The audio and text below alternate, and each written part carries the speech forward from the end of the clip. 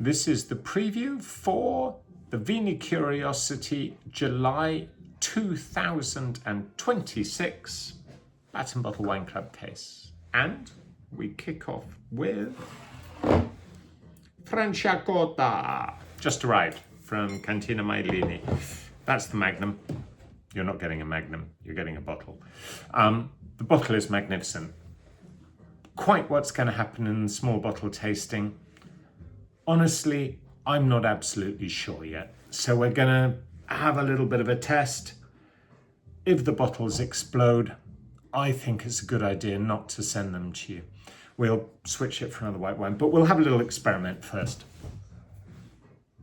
Anyway, it's Chardonnay, Pinot Noir, very, very classic. We've seen, poor old Majolini, Franciacorta have had a tough time. They've had some really difficult vintages. Yields are right down. So we're getting great intensity in the wines, but we have been suffering from a bit of inflation in the field. I really need to know from you this time, do you still think that the quality is as great a value as I've always thought that it was?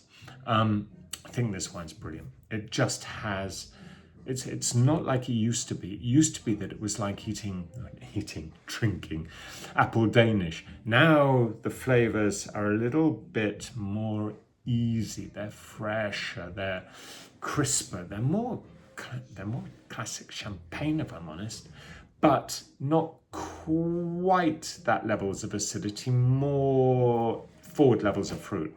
It's really fascinating wine. Franciacorta is up there in the top rank of the Italian classic method or champagne method sparkling wines, with the Trento, with the Langhe, with Alta Langhe. There are some really good wines kicking around at the moment, but this is, for me, this is one of the best, and I love it. Then we've got two extraordinary white wines from you, and I really do mean head case, brilliant, extraordinary, totally different. First one comes from Gabriele Cordero, and I've been tasting this wine for years. So this is a wine called Bianver. First time we tasted it, there it is again.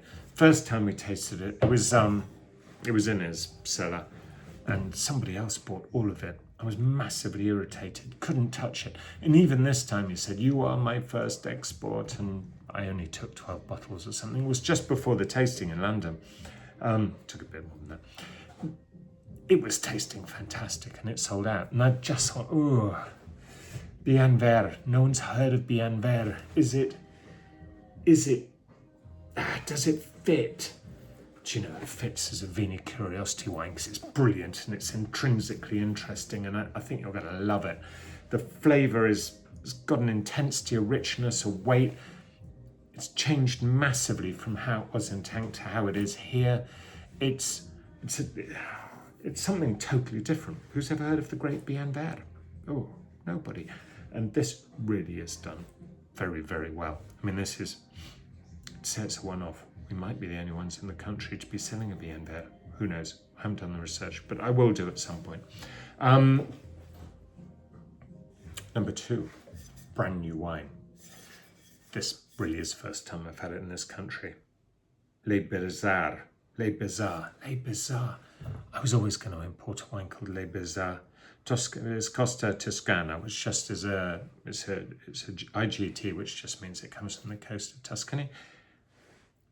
Straight Viognier, 2021 vintage. Absurd amount of skin contact. We're talking up nearly a year. Mad wine. Individually selected berries are being used for the skin contact. Slightly different style to normal. It's Paolo Gilli, and he's coming to the tasting actually in May. So if you haven't got a ticket, it's 27th of May. He's fantastic. The wine's just something totally different. Everyone knows Viognier. Viognier covers a number of different styles. And just when we thought that we had run out of styles for Viognier, here is another one. Spice, richness, no oak. all of the weight coming from the skin contact. 2021, so it already has some maturation. You're about to taste something entirely different. There is nothing else like this coming out of Italy, full stop. It's an astonishing wine. Is it brilliant value? I don't know. If I'm honest, is it brilliant wine? Yes. It's brilliant wine. It's unique. It's brave. It's forward. It's something totally different. I think you're going to love it. I really do. Then it's really difficult. We've got 3 reds. Difficult to know what order to put them in, really, because they're all. I thought, in my thinking, summertime. There's a lot of meat being eaten on barbecues and fantastic. We want big, exciting red wines. So I think we'll kick off. We'll go first with Forzate. Forzate is from Giordano, Capodilista, Conte Capodilista, in the Colli Euganei. So just south of Venice, just down the road there. And Forzate is a Raboso, and it's half Raboso Veronese, it's half Raboso del Piave. And Raboso is not an easy grape.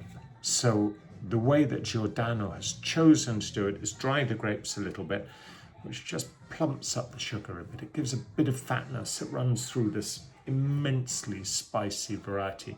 Raboso can be a bit rabid, as the name suggests. This is 2021, so it already has some maturity on it. Some of you may have come across our Raboso. We've shipped this before. The 2018, the odd bottle had cork problems. 21, we're back. It's perfect. It's perfect. Just super lovely wines. Excellent. So, again, super excited. So far, this case, it's already crazy. You've got a vaguely normal Franciacorta, but a different way of looking at Metodo Classico. We have Bianver, which, if any of you have had a Bianver, if anyone who ever watches this has had a straight Bianver, brilliant. I'm excited. Put it in the comments below. I've tasted one, Ben. Tuscan Viognier is not that unusual. This one is. This one really is. Anyway, next red. Another one from Cordero. So might as well have a couple of them. The shipment's just come in and I'm so excited. This one is Hica. We've done the Hica years ago and I couldn't resist bringing it back in. It was so popular last time. I'm kind of falling in love with Barbera again, which I haven't heard myself say for years and years. This one's 23. It's quite low alcohol for him. It's only 14.5%. This is partially his sister's fault because she went and worked in Argentina for a while and fell in love with Malbec and came back and thought, can we do something Malbec-y with something? This is what they came up with, the Hica.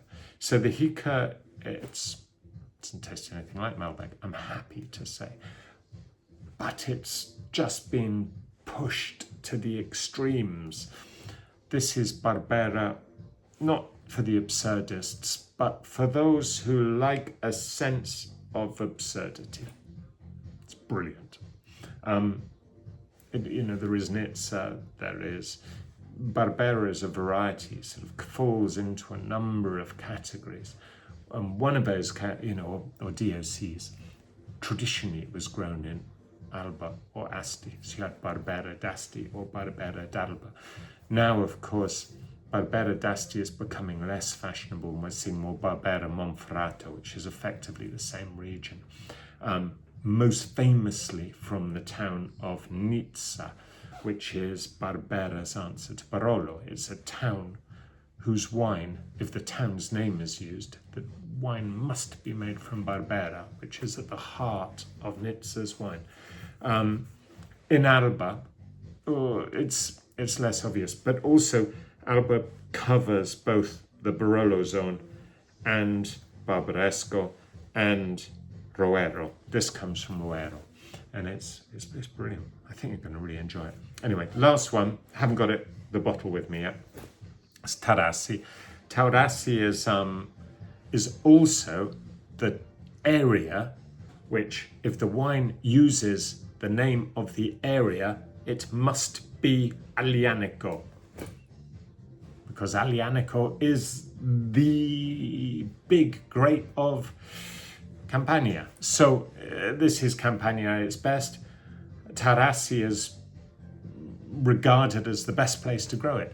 And Ferrante's example is really, really good. He leases the vineyard. He has done the same place for years and years and years and years and years.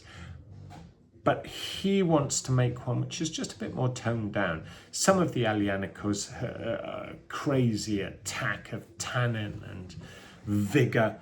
This one is just a tiny bit, a bit more quiet, just taking a step back, a more careful look. It's a wine that thinks before it shouts.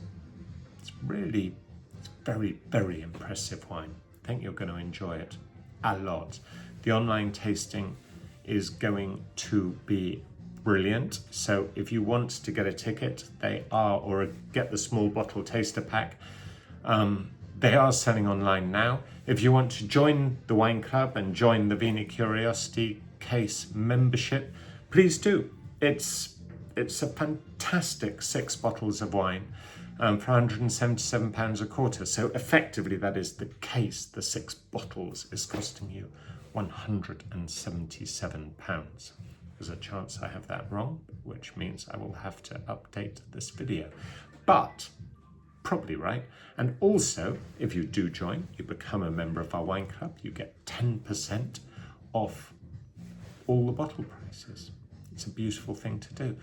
It's not a BS offer. We genuinely sell very good wines for very good prices. Also, it is free to get into our London tastings, which usually would cost £30 on the door, 25 in advance, or nothing for wine club members.